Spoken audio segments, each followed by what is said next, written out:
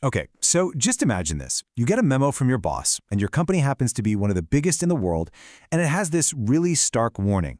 Whatever you do not leave the country. Not for a vacation, not to see your family. And why? Well, because you might not be able to get back in. Sounds crazy, right? But that is the reality for thousands of skilled workers in the US right now. So what on earth is behind this unprecedented warning? Let's break it down. Here's what we're going to cover. First, we'll look at the urgent warning itself.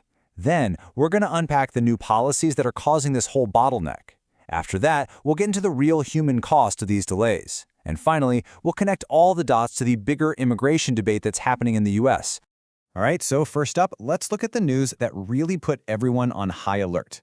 This super urgent message coming from two of the most powerful tech companies on the entire planet.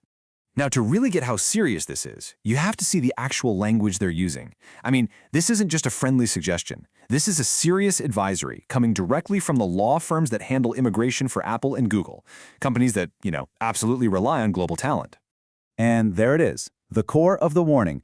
This message from Google's law firm is crystal clear. If you travel abroad, you risk getting stranded. And Apple's legal team, they sent out a nearly identical message. This isn't just a recommendation. It's a huge red flag that the system is under some serious strain. So, what's causing all of this? Well, that brings us to the policy behind all these delays. Because this isn't happening in a vacuum, right? It's the direct result of new government rules that are creating this massive bottleneck at US consulates all over the world. So the heart of this whole issue is something called the H-1B visa.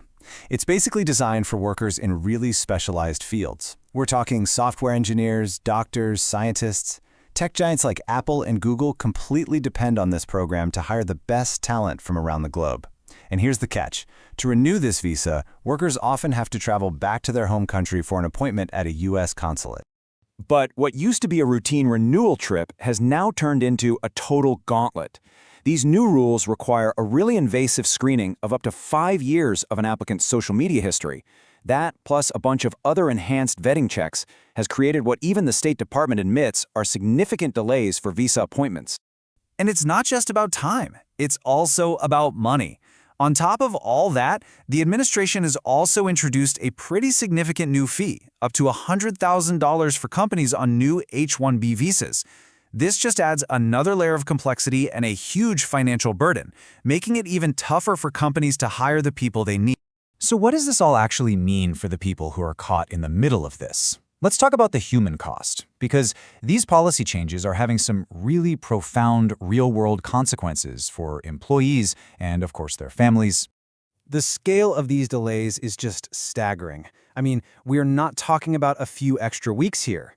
Reports are citing potential waits of up to 12 months just for a visa stamping appointment. Can you imagine being separated from your job, your home, maybe even your family in the US for an entire year with absolutely no clear end in sight?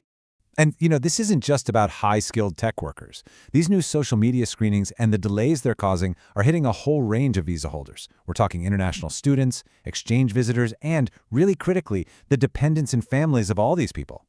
And this is not some hypothetical problem. It's happening right now. Literally hundreds of H-1B holders who traveled to India for what should have been a totally routine visa renewal have had their appointments pushed back indefinitely. And the State Department's explanation? They say they need more time to make sure applicants don't pose a threat.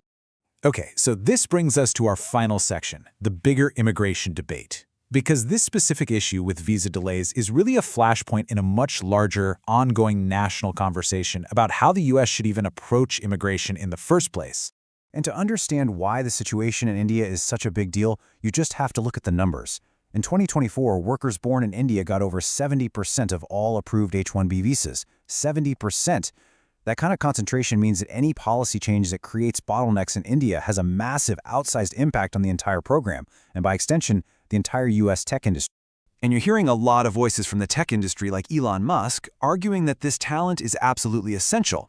He recently said that America needs these workers now more than ever, which really highlights the economic side of the argument, that the US benefits immensely from attracting the world's best and brightest. And all of this brings us to the fundamental question at the heart of this entire debate.